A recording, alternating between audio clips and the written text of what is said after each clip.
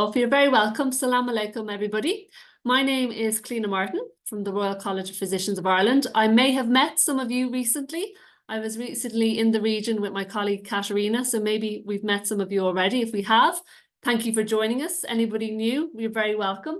So today what we're going to speak about is our International Clinical Fellowship Programme, and we have a great team of people to tell you more about the programme. So I'll be speaking a little bit about Ireland and about RCPI.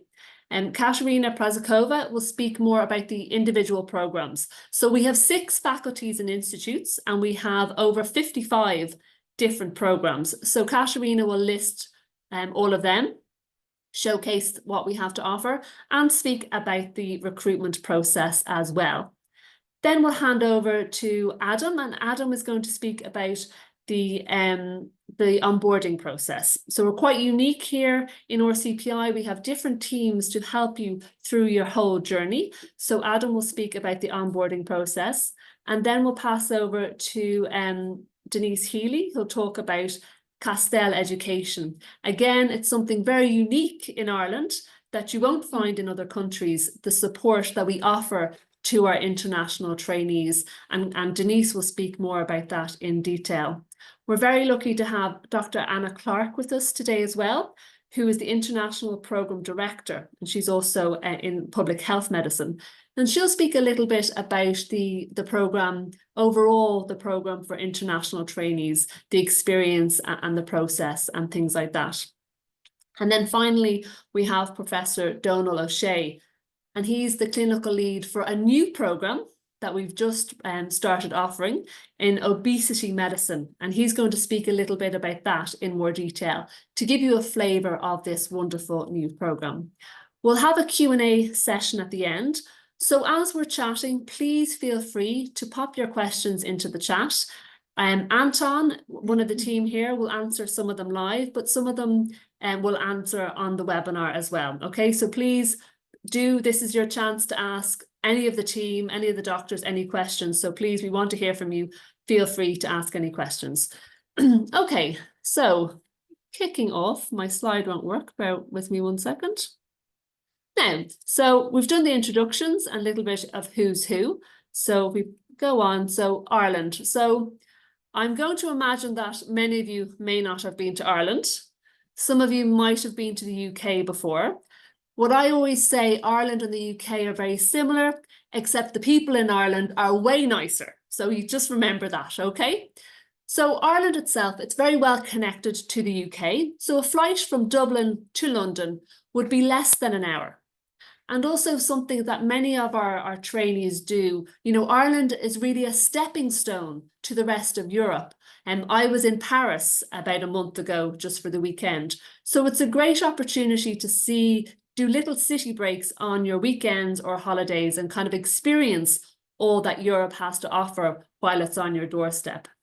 It's very well connected to the Middle East as well. And this is a reason a lot of our doctors do choose to train in Ireland. One of the many reasons is because a flight from Dublin to the UAE is about 7 hours. So it means that, you know, it's very accessible. You know, I lived in New Zealand for 7 years, and it was, you know, 24 hours from my door in New Zealand to my parents' house. So it wasn't very easy to get home. So I missed, you know, weddings and celebrations. The fact that Dublin to Dubai is only 7 hours means you can go home for holidays very easily, long weekends, and you don't have to miss out on any big events. Now, we're having a lovely day in Ireland today. It's 20 degrees, and that's quite warm for us. The average climate is about 10 degrees. And you'll see there the nice picture at the bottom, the nice green cliffs. We do get a lot of rain as well, which gives us this lovely countryside, but it's never too hot or never too cold. In the winter, it very rarely goes to minus, and it'd be quite rare for us to get snow in most parts of the country. What a lot of our graduates actually say is that when they were in Ireland, they felt it was the healthiest they ever were, because we can walk to work. If you're coming with children, it's very easy to walk them to school or to playgrounds outside. So it's a different, you know, daily life here because of the weather. We do have our own language. It's called Irish. and we all learn it in school, but none of us speak it. So you don't have to worry, there'll be nobody in a hospital trying to speak to you in Irish. English is the spoken language. The only time you'll really see Irish is in the street signs. We have along the street, you'll have the name of a road in English and Irish, and that's the only experience you'll have with the Irish language. Ireland itself, it's a very friendly, it's a very safe country.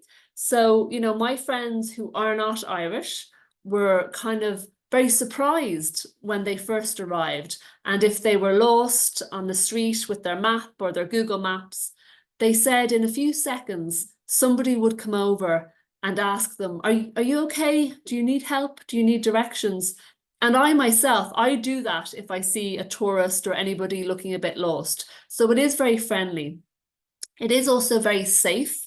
So Ireland is ranked number 2 in the Global Peace Index for the second safest country in the world to live, you know, so that's an important thing to consider when, you know, traveling overseas for your training.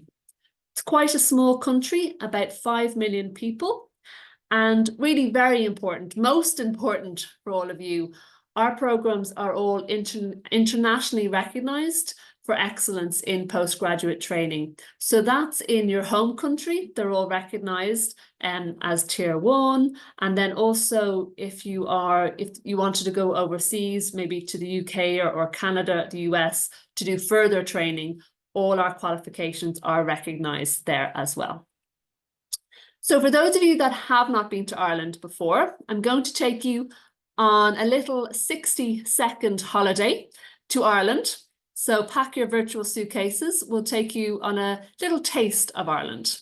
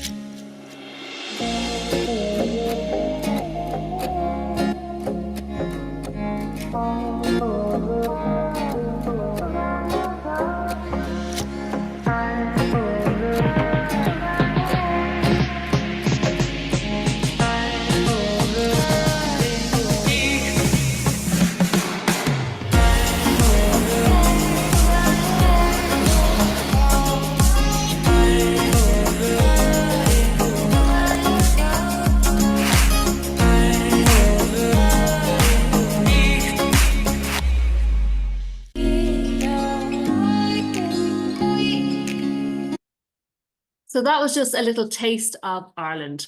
So a bit about RCPI. So the college itself was founded in 1654 by Dr. John Stern, pictured there. And really, you know, since 1654 until today, really our mission has been to improve medical education and, of course, patient care. And then just something for any of the ladies joining us today.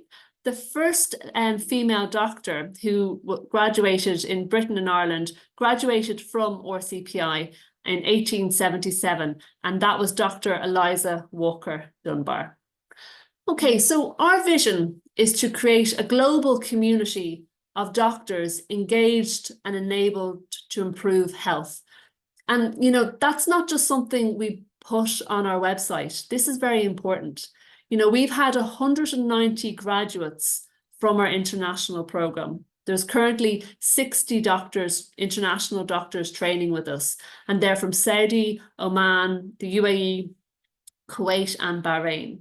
And you don't just train with us and then return home. You're part of that global community for your career. You'll be training side by side with Irish doctors. You'll have a lot of accessibility to your trainers and consultants.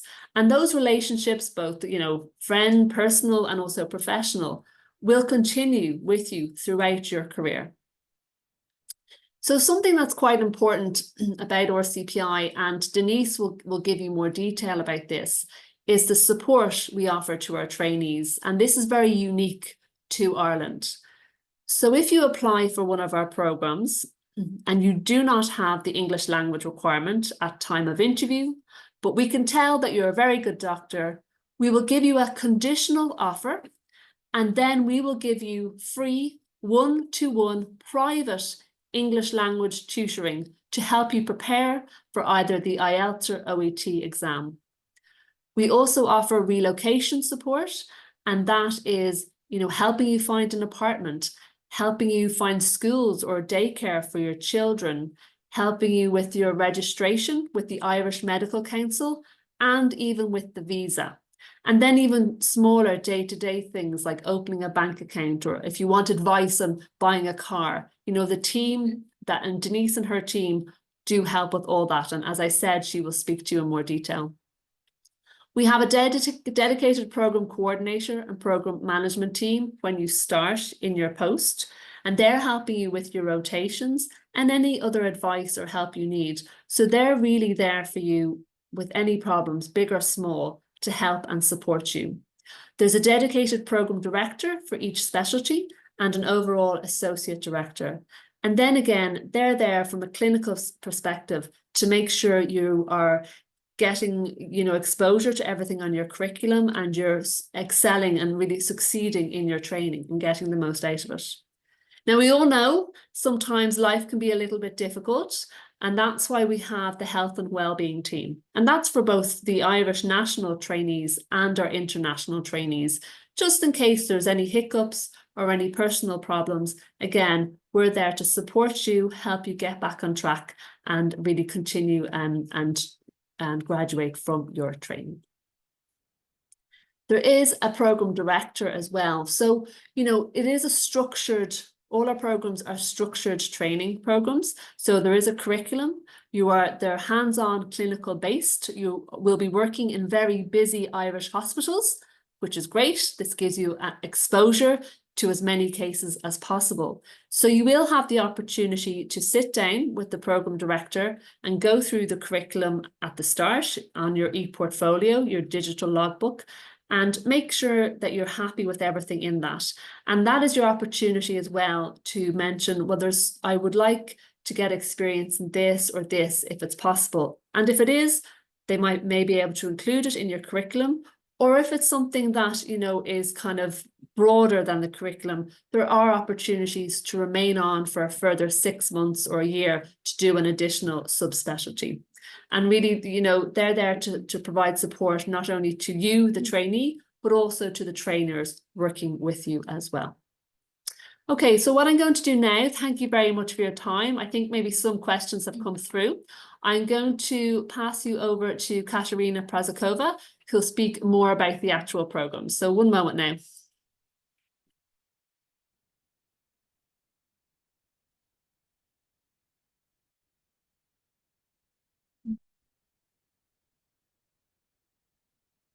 Thank you very much, Klina, and a very warm welcome to all of you who could join today and learn a little bit about our international clinical fellowship programs. So welcome to all our attendees, our clinical leads, colleagues, RCPI colleagues, and Castell Education. And we really appreciated your time from the busy schedules you have today and join us. So I will talk a little bit about the international clinical fellowship programs, but at the beginning, I would just like to play a quick video. I'm sorry, my slides just got stuck. A little video from Dr. Talal Zahrani, who is our international fellow, and he is currently in the pediatric respiratory specialty. And you can really immense and see the vibe and the energy throughout his training and his interaction with his trainer and supervisor, Professor Desmond Cox. So let's play this.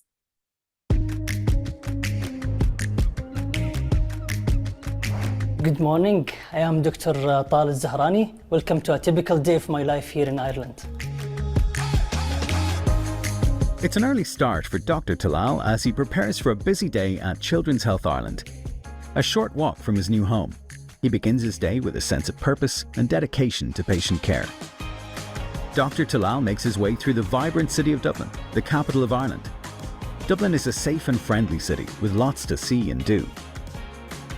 At Children's Health Ireland, Dr. Talal is part of a supportive environment where collaboration and teamwork are at the heart of patient care.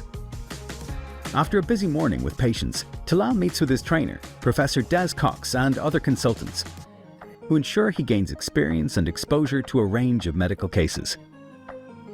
Beyond the hospital walls, Talal enjoys moments of respite, savouring the rich culture and making friends in his new home. A day in the life of an international fellow is a tapestry woven with dedication, compassion, and a commitment to making a difference. Dr. Talal is working toward a brighter, healthier future, gaining important experience and skills to bring back to his home country.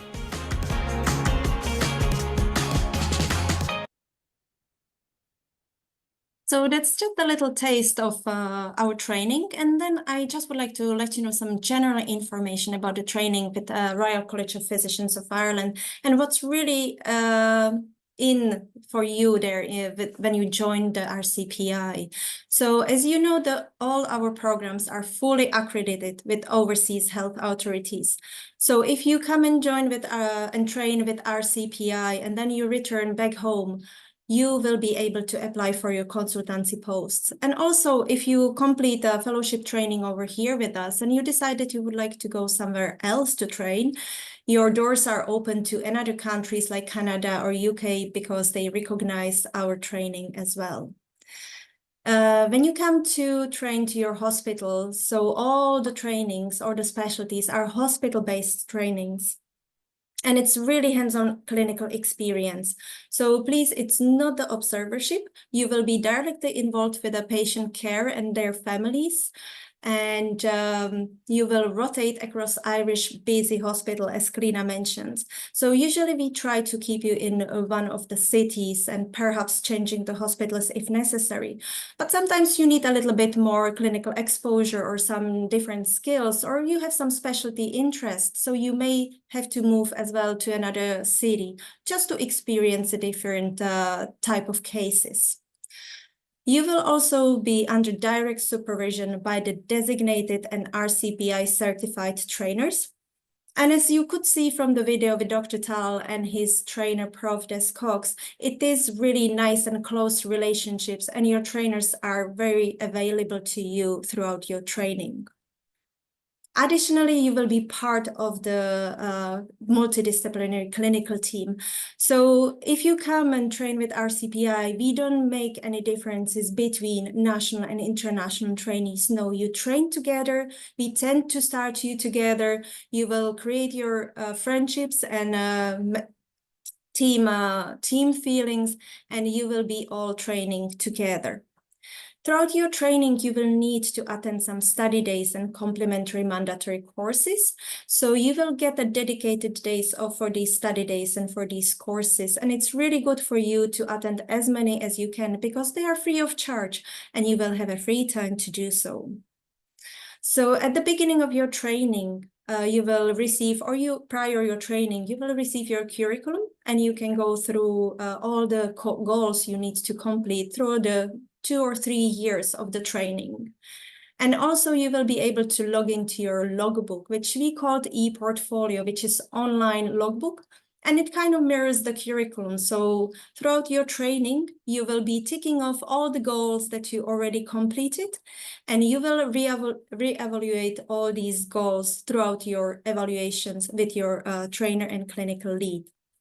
So these are different type of evaluation. You will have quarterly evaluations, and that will be with your trainer. And then at the end of each year, you will have a bigger annual evaluation where the clinical lead, your trainer, and one of the RCPI coordinators will join you, and you will go through your year, like what went well, what perhaps where you perhaps need a little bit more training or experience that you are set up for the next year of training again.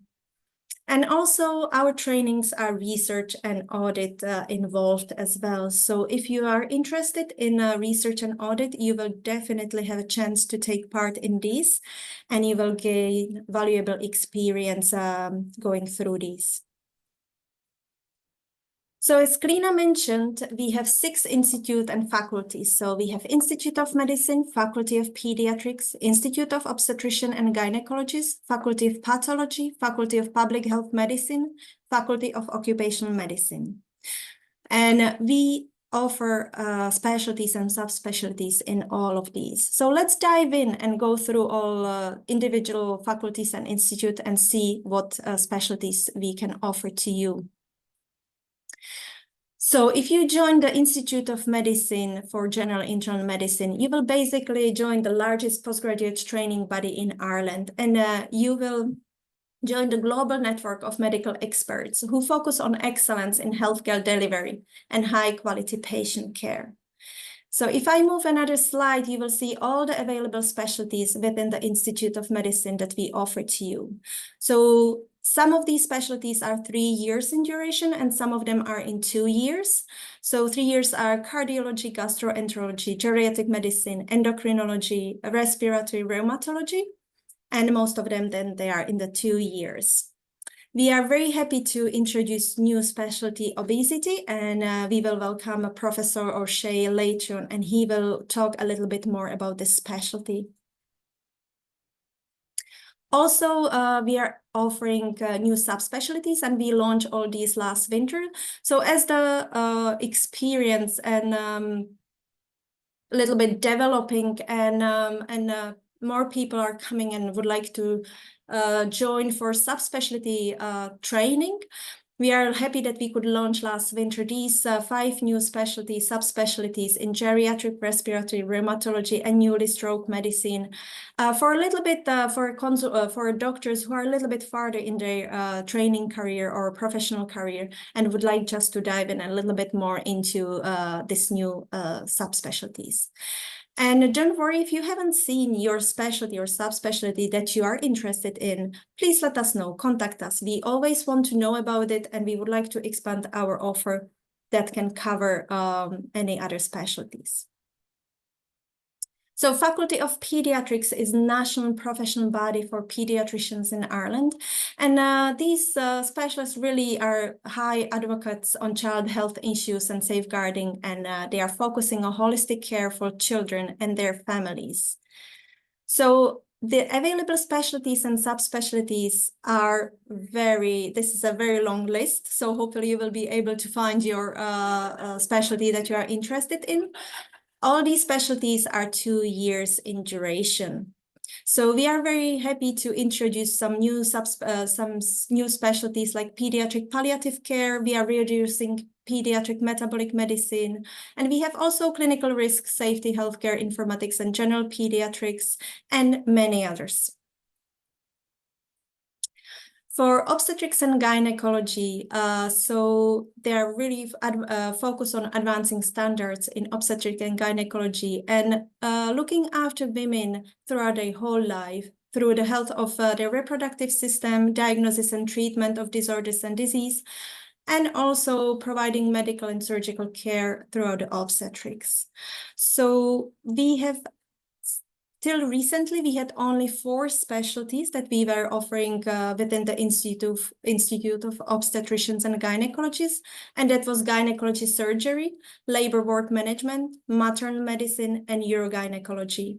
And they were so successful, and yearly we experience high interest in these 4 specialties that we were really happy to introduce another 3 of them: advanced gynecology surgery, advanced medical education, and reproductive medicine. All these specialties are 2 years in duration. If you wish to join Faculty of Pathology and you are interested in this specialty, we offer the highest standard in laboratory medicine, and you will join the dynamic and research-driven environment, and you will definitely focus on advancing your diagnostic skills. Again, with the Faculty of Pathology, we recently launched some new specialties or relaunch. That would be immunology and virology.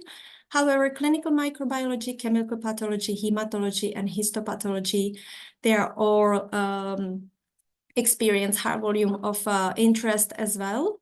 So, and we don't really name over here all the subspecialties that we can offer within the histopathology specialty. So if you're interested in some subspecialty within a faculty of pathology and you don't see it, again, please email us or let us know, and we will be happy to explore these opportunities for you. Public health medicine, it's our global and local public health response, and trainees and consultants, professionals playing a crucial role in shaping health policies, promoting health equity, and preventing disease in their community and globally overall. Public health medicine is 3 years in duration, this training, and that's because the first year you focus on your master's.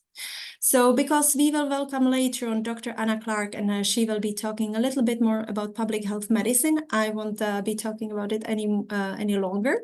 And I will just move on to occupational medicine training, so that focuses on enhancing employee well-being globally. And the training is specialized in prevention, diagnosis, and management of occupational illnesses and injuries of the company's highest equities, which are employees. So this program is 2 years in duration. And I will move, when I'm talking about the entry requirements, please pay attention, because you need to complete the LFOM exam prior starting the post in occupational medicine. So this is very important slide. So it's the entry requirements if you're applying for our specialties. So generally, when you're applying, you need to submit your medical degree certificate, and that you completed your medical degree through English. You need to have completed your structured internship, and also the completed the residency training and incorporated exams in the specialty required. So if you are in your last residency training year, you still can apply. I know that you will be completing the exams later in the year, maybe August, September, or October. So just let us know in your applications when your exams will take place. If you are successful at the interview, we would give you a program offer with a caveat that you need to complete the exams to be able to start the post. And obviously have an appropriate level of clinical experience. I always like to stress, and I can't highlight it enough, when you're completing your application, please enter all your experience, extra trainings, your research and quality improvement. It is really important for the clinical leads who are reviewing your application to list that they can see everything what you went through, where your experience and what your level of experience is. After the program, so English language exam completion is what Klina mentioned, that we will assist you if you are successful at the interview. So you don't need the English language exam completion prior interview or prior the program offer, because if you're successful at the interview, and Denise will talk about it a little bit later on, we will assist you to complete this. Just be aware, for Omani applicants, you will actually need to submit your English language exam prior interviews. That we just see, it doesn't have to have the full required marks, but we need to see where your English is standing, that we can focus on some of the parts of the English that you need to complete a little bit more. And also, if you're successful at the interviews, you will need to provide the sponsorship by your government body. There are some specialty-specific entry requirements, and I mentioned it during the occupational medicine.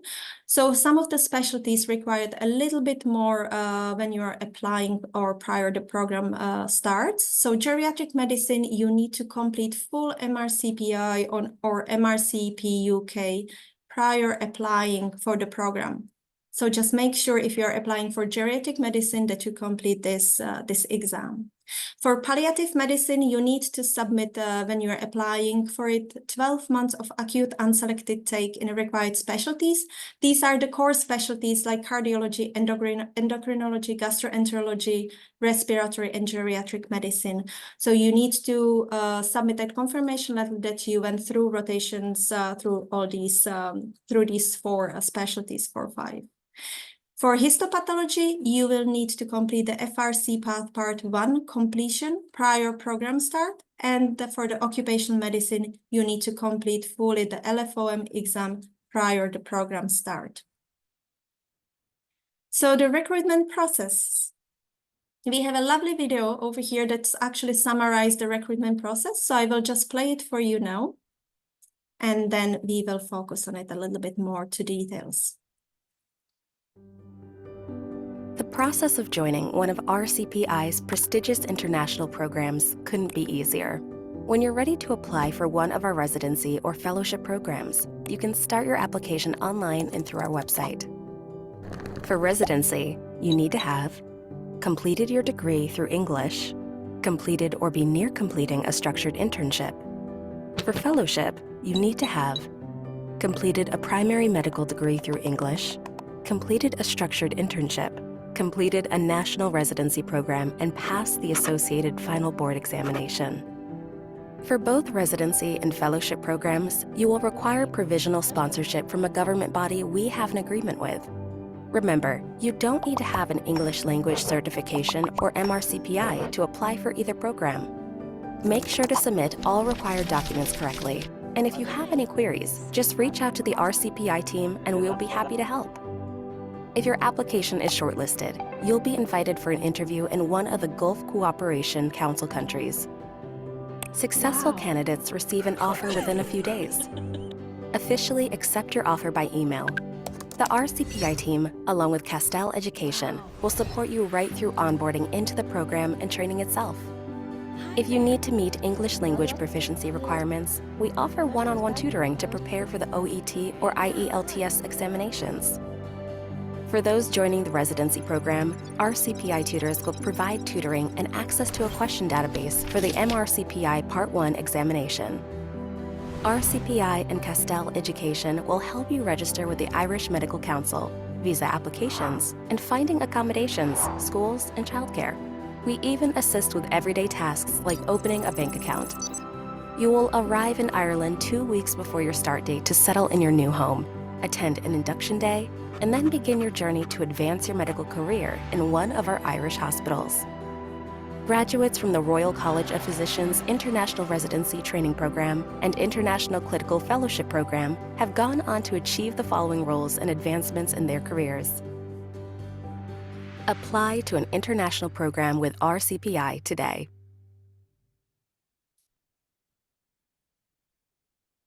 So literally you can apply for the RCPI programs today because the applications are currently open and they will be open until the 8th of June. It's Sunday, 8th of June.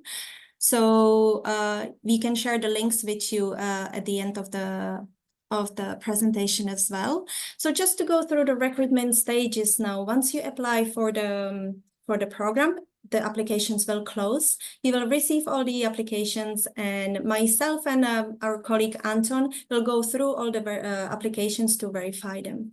Once they are verified, we will forward these to our clinical leads who will shortlist the applications. So if you are successful at the shortlisting, you will be invited to in-person interviews. This year they will be held in Dubai and it will be at the beginning of September. And if you are successful at the interviews, within 2 weeks, you will receive your program offer. And if you accept the program offer, we will forward you to our colleague, Adam, who will start the onboarding process with you along with Castell Education. So we are aiming, this recruitment process is for the program start in July 2026. And now I will pass you to Adam, who will talk a little bit more about the onboarding process and what encompasses throughout the months. So Adam? Great, thanks Katerina. Hi everyone, I hope you're all doing well. My name is Adam. I'm the International Admissions Coordinator within the RCPI admissions team. And my role is to essentially support the onboarding process for our international candidates onto the International Clinical Fellowship Programme while ensuring a smooth transition to Ireland. So on the next slide, we have a very simplified outline of the onboarding process. So the overall goal here is to help you progress through each stage of the process over a 9-month onboarding cycle. So with a commencement date there in July of 2026. The first stage of the process is the one-to-one onboarding meeting, which really is an opportunity for me to introduce myself to our candidates, to outline the process and really establish myself as the primary point of contact throughout onboarding. The one-to-one meeting also gives candidates an opportunity to raise any questions that you might have as you embark on your training journey with us. And once we've been acquainted, I then refer you to our brilliant colleagues in Castell Education, who will provide tailored English language tuition to help you meet our English language requirement if you haven't already done so, and also assist you with your Irish Medical Council application, your visa application, sourcing accommodation, finding suitable childcare, schooling for your children as well, if that is required. The next step here is to liaise with the clinical leads for each program specialty, who will confirm your year 1 clinical placement or hospital allocation. So this is confirmed well in advance of your program start date in order to give you enough time to secure accommodation in your allocated training centre, be it Dublin, Galway, Cork, etc. Once each of the above steps have been complete, we can then apply for your work permit under the atypical working scheme. So this is needed in order for you to take up post in Ireland. So RCPI will apply for this on your behalf. There is quite a significant amount of paperwork involved, but I'll be there to assist you throughout the process. Coming towards the end of the process here, Castell will then assist you with your entry visa application, while also advising regarding your travel plans from the Middle East to Ireland. And provided the candidate successfully moves through the onboarding process and has arrived in Ireland, you're then handed over to my colleagues in the international training team, who will support you for the duration of your training program in Ireland. And we'll also provide an induction or orientation to your training program, which will prepare you for your training journey with RCPI. So thanks very much for your time, and I'll now hand you over to Denise from Castell Education.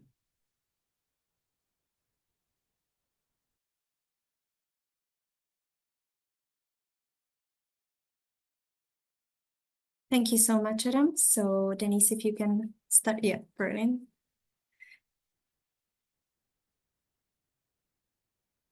Good afternoon, everybody. I'm delighted to speak on this webinar on behalf of the team at Castell Education.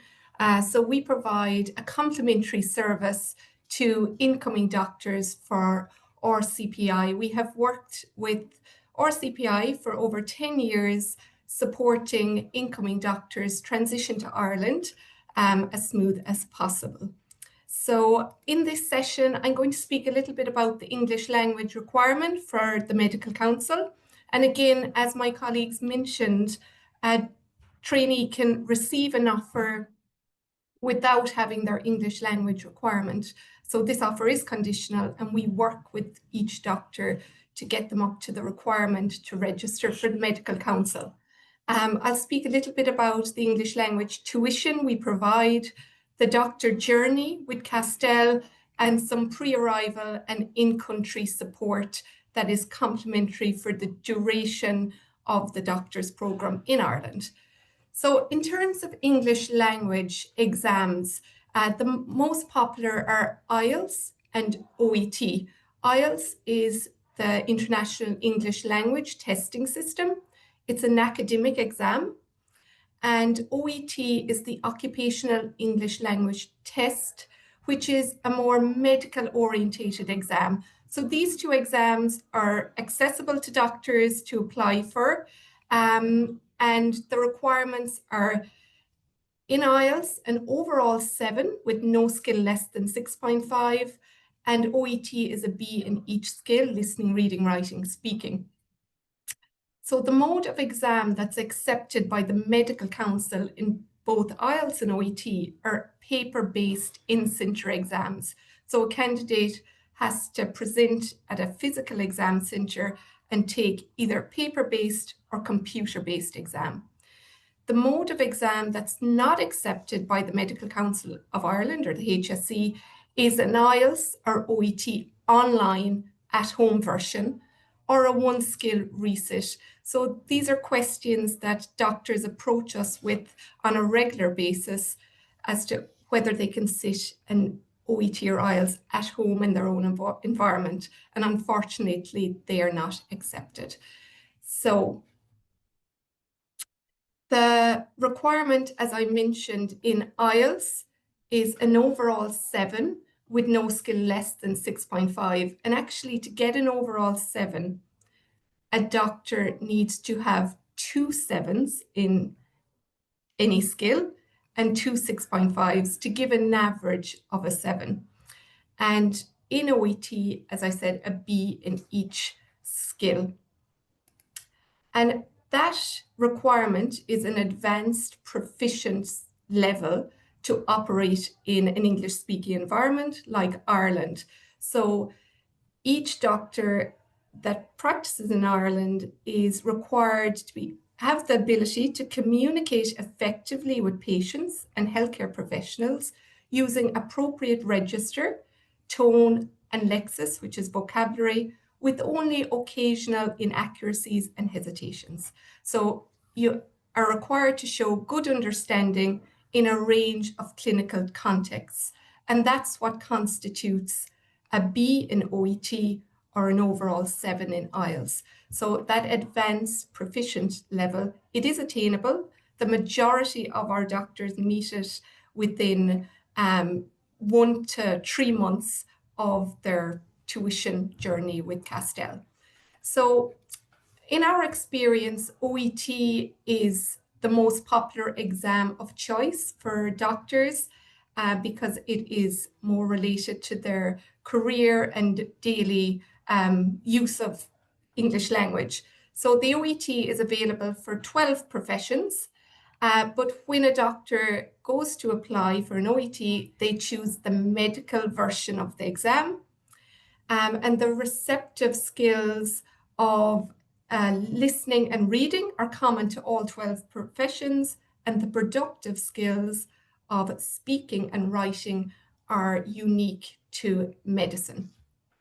So it really is the exam of choice, the most popular exam for doctors, and they tend to meet their requirement faster in OET compared to IELTS based on research over the last decade. So a trainee English language journey, a typical journey with Castell, RCPI refers a doctor to us who has yet to meet their English language. We have a welcome meeting individually with each doctor. We present on the exam types of OET or IELTS. We establish their preference or the exam type that suits them best, their level. Maybe they have an exam date booked in the future, and we devise a learning kind of a journey based on that exam date.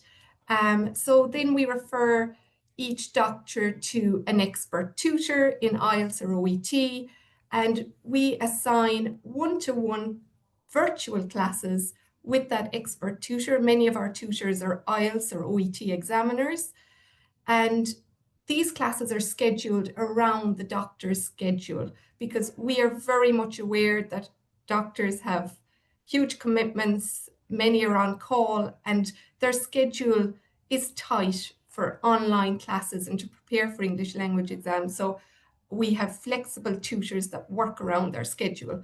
We devise a diagnostic assessment where we can gauge the level of the doctor, any linguistic gaps to fill, and the skills that require most attention.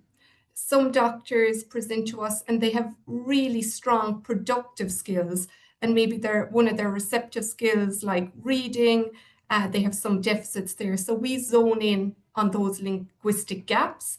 We track progress through writing practice and speaking practice, and we do report back to the team in RCPI on engagement and progress, and each doctor's likelihood to meet their requirement in a specific time frame. If a trainee meets the requirement, they're referred to our relocation team, where they continue through the steps of arriving to Ireland. And if they don't meet their requirement in their first sitting or their second sitting, we continue tuition with them until they meet their requirement.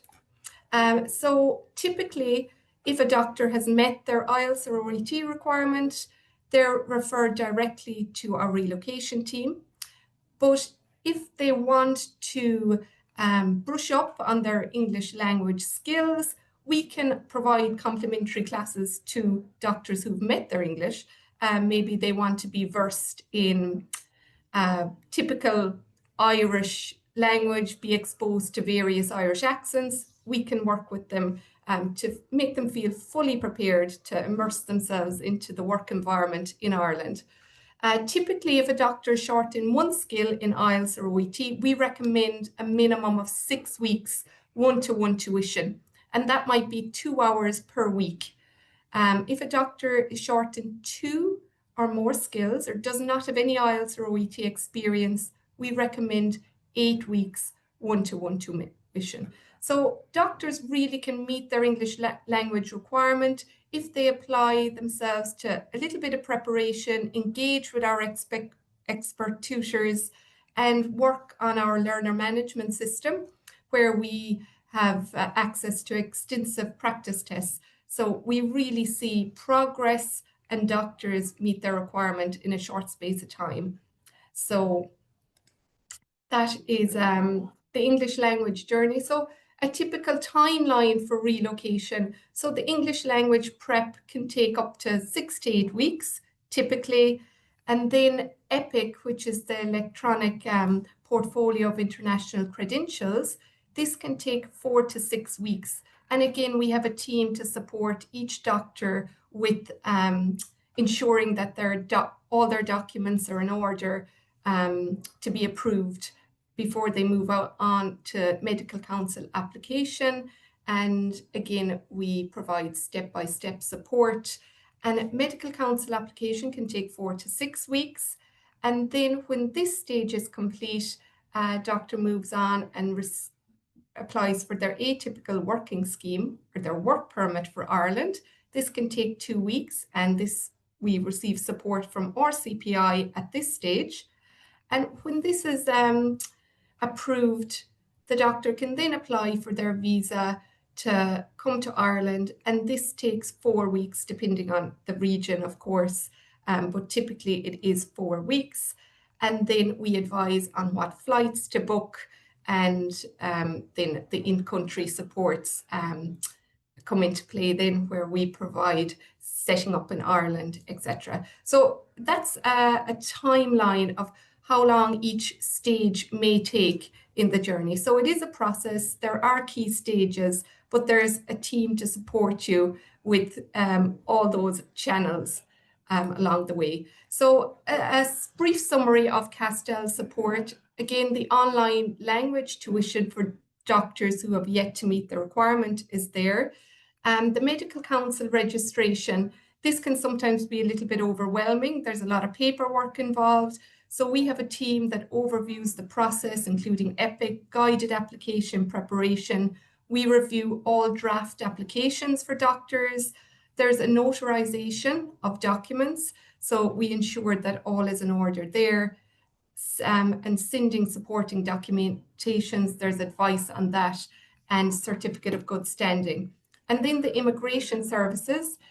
When a doctor receives their atypical working scheme, we advise on personal visa application for a doctor, and sometimes their family members who are traveling with them require advice also. And then when they come to Ireland, we provide support for their Irish residence permit, and that takes over from their visa. So we provide information on how to acquire that. And then some doctors may require a third country visa to attend a conference in Europe or the US while they're in Ireland, and we provide guidance on how to go about applying for a third country visa. So accommodation supports, this is a big one for doctors, and this is a pre-arrival support. So we start working on accommodation prior to arrival in Ireland. We acquire doctors' preferences in relation to their hospitals. Sometimes they travel with families and they have educational requirements. So we try to secure accommodation close to hospitals, close to education of children or creches. So we arrange viewings for accommodation when doctors arrive, and we provide advice on paperwork, and we review leases before signing with landlords and provide advice on moving in and setting up utilities in general. Schooling and childcare, so we seek out if a doctor is traveling with their children or spouse, and then that alters the type of accommodation requirements.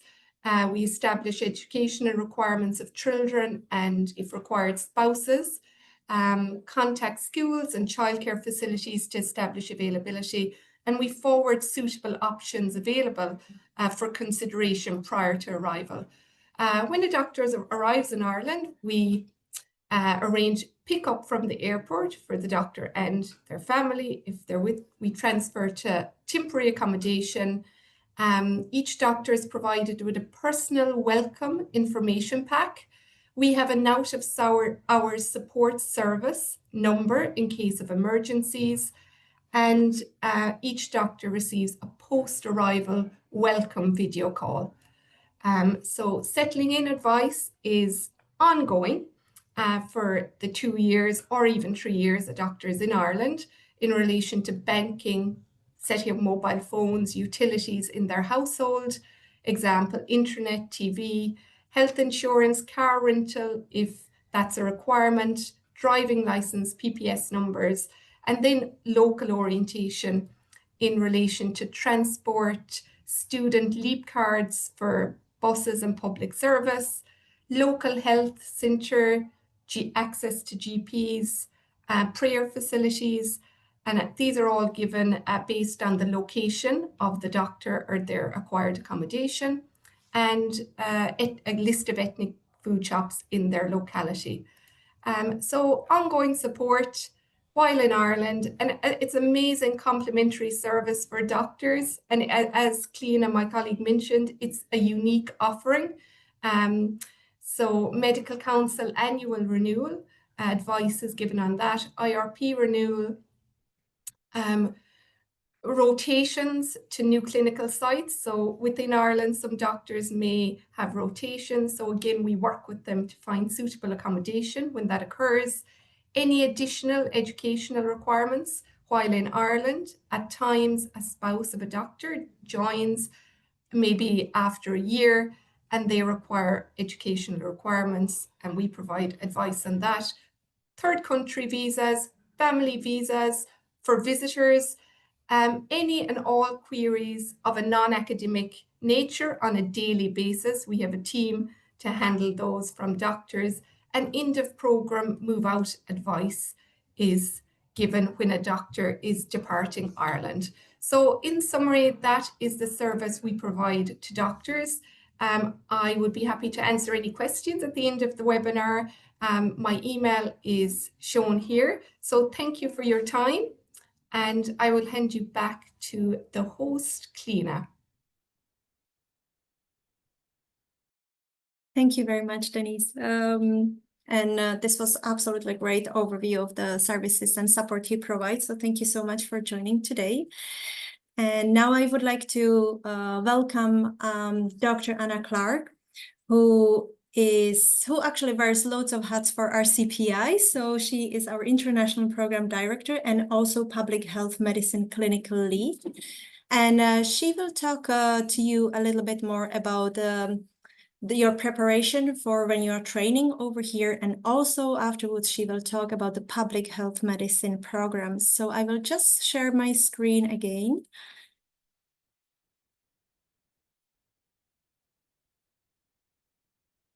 Thanks very much, Katrina, and welcome everyone. In the interest of time, I'm just going to move on. If Katrina can manage the slides, please. Yes. Here we go. Okay, so just some general points for potential fellows. I mean, I think it's important that, as Katrina says, when you're filling out your application form, that you put in absolutely all the experience that you have to date, including any research you might have done or audit. And for those of you who don't know the word audit, it's also any quality improvement project that you might have done. And then coming for the interview, to be prepared. So have thought about your CV, and if they ask you about your experience, that you're able to summarise it and talk briefly about it. Have looked at the curriculum. What curriculum has been offered to you as an International Clinical Fellow in the specialty, and have some idea. Have done some background work if you can. Do you know anyone who's been on the programme, either in the specialty you're interested in or in your own specialty, so that you can talk knowledgeably about it and show that you're interested by actually having done that, and have an idea of the goal you want to get. I can't stress this enough. Even as a potential applicant, have some idea of what goals would you like to get out of this programme? What do you want to bring back to your country? Because this is an opportunity for you to bring back learning. English language requirement, have thought about that, because an online at home is not acceptable. So you have to go and organise that. So just have thought about, when are you going to do it if you're offered the job, or have you got it already?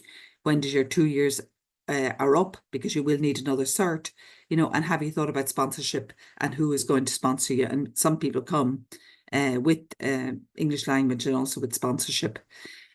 We're starting these onboarding webinars, which will be available to all fellows who have been offered places on this programme. They will be mandatory, and they will just introduce you to various topics to prepare you to come to Ireland and start your fellowship. Denise has talked ably about accommodation, childcare and schools, but also think about what are you going to do if your clinic runs late? Have you got help at home to manage this? So just induction is also very important. I would suggest you don't miss the induction sessions so that you do arrive on time when RCPI are going to run induction. Obviously, if you miss it, it is available on the webinar and you will be asked to do it. But also the training location you go to will also offer induction. And again, it's important for you just to help you settle in, to know where things are, to know how you access certain areas, and to make sure that you've got all your fobs and ID security. I can't stress enough, and I hope you've got the message that there is support available before you come, as Denise has said, as Katrina has said, as Clean has said, as Adam has said. But also when you come, there's huge support.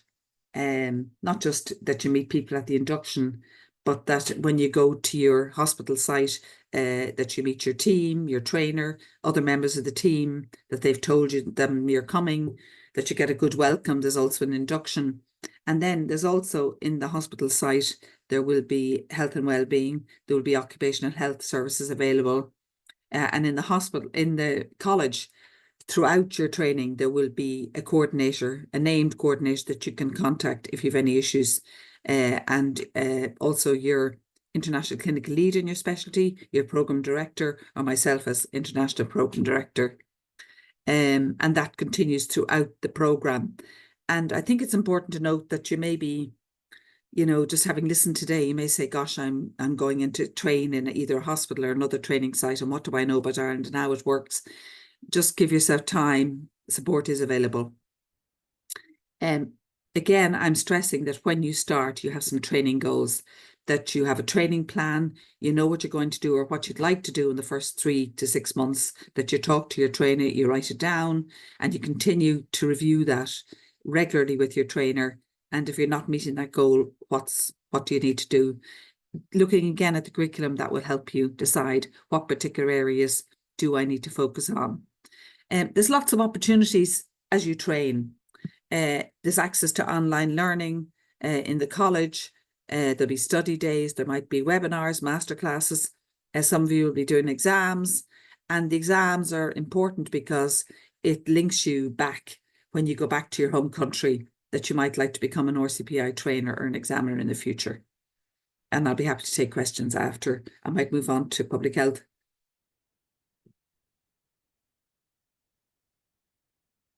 So just in relation to public health, of which I'm the international clinical lead, it's a 3-year program.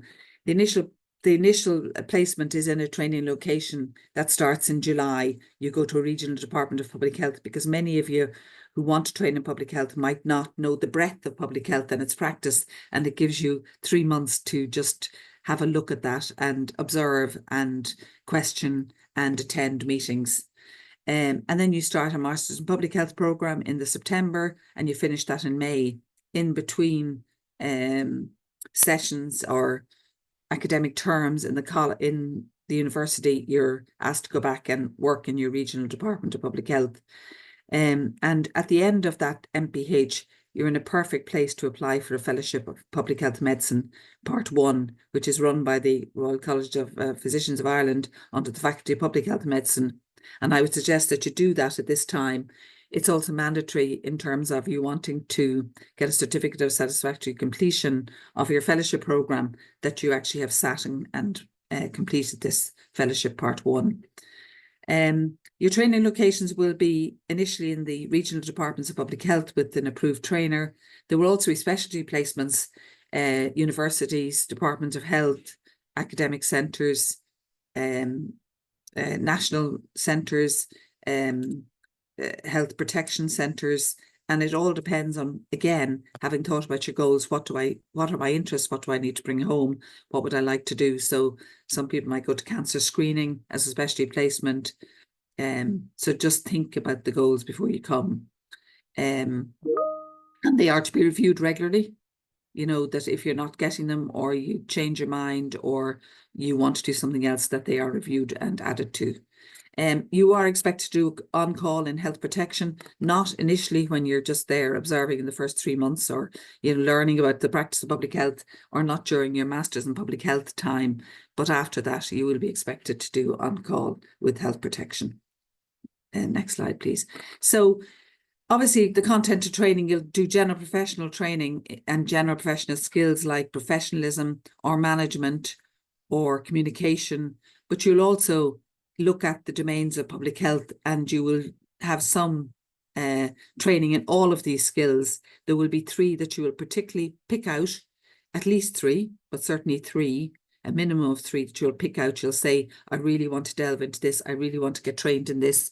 I want to get full training in this. I want to get the top score in this, and you'll pick those out, and they will be concentrated on, but you will get training in all these health domains of public health.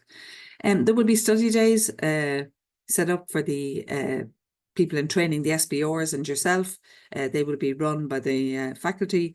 There's also webinars. There's also a study programme in public health, which runs throughout the year, and you'll be invited and asked to do that also. There are other opportunities. You might like to do research. You might like to do masterclasses. Again, having looked at your training goals, what particularly do I need to bring back? Do I need to bring back research skills? Do I need to do further classes in research? Do I more concentrate on quality improvement?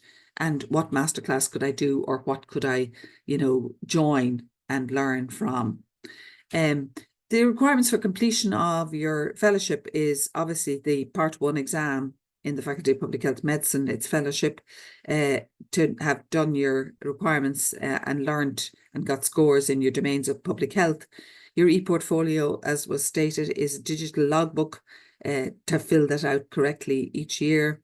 You'll have a end of year assessment at the end of year 1 and 2, and then at last year you'll have an end of programme or placement assessment, and all those are satisfactory for you to get the certificate. Again, I'm happy to ask questions or answer questions after, and I'll pass now to Professor Donald O'Shea. Thank you.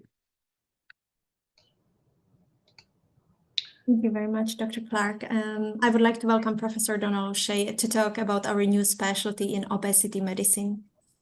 Yeah, so we're delighted that obesity medicine is joining kind of the available international clinical fellowships. And I'll just very briefly put it in context and where Ireland is in kind of terms of managing obesity. So there's been, as we all know, a doubling of population obesity over the last 30 years, but the BMI over 40 has gone up 600%, and the BMI over 50 has gone up 1200%. So an explosion at the extreme end that needs to be managed as a disease. It's more than the prevention piece. If you move on. We have a very toxic food environment. We have a very limited physical activity environment, and it's a global problem. People think that Australia will be better because of its climate, but in fact, childhood obesity is higher in Australia than it is in Europe. If you move on. And you can move on again. It's a very toxic environment. So about 10 years ago now, we established an obesity policy and action plan, and part of that was to develop a model of care for the management of overweight and obesity in Ireland along the lines of the chronic disease model of care that was being pursued in Ireland. So next slide. There's a number of policy documents in the public health space that talk about prevention, and there is an overarching Healthy Ireland framework in which we kind of try and get all of government buy-in to the health agenda, and that's around everything from transport through to alcohol and cigarette smoking. Move on. The principles of the management of the obesity model of care is to recognize it as a chronic complex disease, not a public health prevention matter alone, that you cannot have weight-based stigma as an acceptable fact in your healthcare system or your society, and that's a long journey and a long road ahead. That there's access to treatment, not just for those who can afford it, and that the academic institutions and professional bodies all address obesity as an issue. Next slide. So this is the chronic disease care model that's applied to most diseases now in Ireland.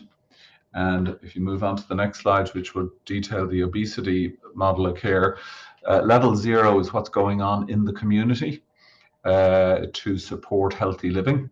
And it's kind of self-management support groups and a program called Making Every Contact Count, which supports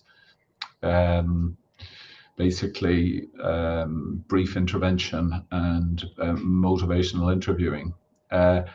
If you're doing the fellowship, you will be educated around the level 0, level 1, but what you do, you will be dealing with primary care physicians, and you will be based in a level 3 and 4 service between 2 hospitals in Dublin. And level 2 is primary care, and it's about, you know, detection and then management of obesity through a program that is now being delivered in about half of the country. It's a program called Best Health. But people who don't do well enough or who have severe and complicated obesity need to attend a proper multidisciplinary team and have it actively managed with access to both pharmacotherapy and surgery. And then the surgery is what happens in the level 4 facility. Our goal is to have 3 level 4 facilities in the country, geographically distributed, and 6 level 3 facilities. And in that clinic, we would see about 400 patients a year. We have an inpatient rehabilitation program for 4 patients that runs over 12 weeks at any one time to kind of kickstart their journey. And during the fellowship, you would be involved in outpatient management inpatient management, perioperative and post-operative care. So it really is going to be dealing with the patients who have that severe and complex obesity. If you move on to the next slide, there is a childhood model of care also, and I guess depending on your training and interest, if it was to be exclusively a pediatric obesity fellowship, well, that's something that could be explored with the college, but we certainly have the community-based multidisciplinary teams and hospital-based teams to support that. Next slide. So in Ireland, we successfully moved obesity out of the prevention, healthy eating, active living space into the chronic disease management part of the Department of Health. Our obesity policy is being updated now to 2030 later in the year. That Healthy Ireland framework I mentioned is being reviewed, and we are standing up the kind of services now around the country as per the model of care. And in January we had the WHO visit to have a look at the activity, and the WHO has adapted Ireland's obesity model of care as their preferred tool for countries looking to establish their own model of care, because ours was kind of up to date and in line with the international kind of recommendations. Next slide. Yeah, and that's just some, the WHO visit was very good. We got very good support from the ministers. And as you can see, it is a team approach to managing obesity, just like any other complex condition. You cannot tell people to just eat less and move more. They need dietitian, psychologist, physio, and support from the medical teams. And I think that may be my final slide. Yeah. So you would leave a skilled physician in the management of severe and complex obesity at the end of the fellowship. Brilliant. Thank you very much, Professor, for your presentation and being here with us today. As we are running a little bit late, we will give another maybe 5 minutes for the questions. I may ask my colleague Kalina if she can call out any of the questions. Thanks, Katerina, and thank you to all our panelists. We've been answering, Anton has been busy here answering a lot of the questions live, but some of them came up a few times that I just want to address to the group. And Katerina, you might share the slide with our contact details as well. So just if you come away from today and you think of any questions, you can contact us and we'll come back to you. So a few people were asking about the English language requirement, and I know Dr. Anna Clark mentioned this as well. Your IELTS or your OET has to be within 2 years at the time when you're doing your Irish Medical Council registration. So any of those that are outside that mark or coming close to that mark, you will have to resit. Now, the English language requirement is for OET, it's all Bs, and for the IELTS, it's 7 with no band lower than 6.5 as well. Some people were asking if there's any exemptions. If you have done your undergraduate in an English-speaking country, so if some people attended RCSI, if you did your undergraduate there, you are exempt from the English language requirement. And likewise, if you did that in, the UK or the United States or something like that. And a few people have also asked about sponsorship. So it is great if you have, your provisional sponsorship at time of application. But we do realise for a lot of you, you actually have to have an offer letter before you can get your sponsorship. So that's okay. If you don't have your provisional sponsorship, still apply. The interviews will be in September. If you are successful, you will get an offer letter in September, and then you'll have until February to confirm and have your confirmation of your sponsorship at that time. And there were some questions about accommodation. I think Denise covered that really well, but somebody was asking about periphery hospitals. So pretty much all our training is in level 3 and 4 hospitals. So level 3 is for acutely presenting. They have emergency departments and critical care. And level 4 would be our tertiary hospitals, and they're for complex specialist cases, and they're in larger cities. So you will really be in very busy hospitals in cities throughout Ireland. And there was just one or two other little things that we hadn't mentioned, and it's something I myself only found out recently when speaking to a graduate when I was in Saudi Arabia. A lot of the hospitals have prayer rooms or small mosques, so that's good for people to know as well. And Anna spoke about the inductions, so you have inductions to your hospital site, but in July there'll be a big induction in Dublin in RCPI in our lovely old building. And that's an opportunity for all the trainees that are starting together, no matter where they are in Ireland, to come and kind of learn a lot about Ireland, little things like that. There's a session on kind of the slang we use and kind of colloquialisms and things like that, and also clinical aspects as well. So I really do encourage you to attend that event in July in RCPI. So I think that is it. And thank you so much for all our panelists, and thank you for all of you that joined today and for the great questions and engagement. We will share a recording of the webinar, and as I said, any questions, please do reach out, and hopefully we will see you in September for interview and be welcoming you to training in Ireland in July 2026. So thank you very much everybody, and have a nice day.